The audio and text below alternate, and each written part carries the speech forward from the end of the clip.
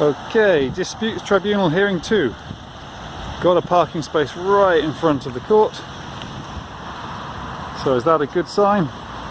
Or is the fact that we've got thunder and lightning today a more appropriate sign? Either way, hopefully it's finished today and we have a resolution. Wow, good lightning.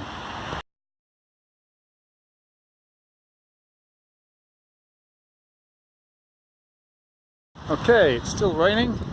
I've just had my second and final hearing with the Disputes Tribunal versus Tesla here in the court house.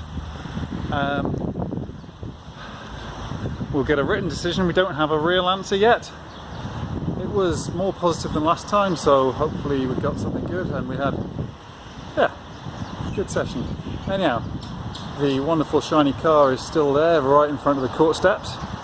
Nice of them to give it a space there, so I'm going to hop in it and get on with being useful rather than arguing over pointless things with a banal, horrible company.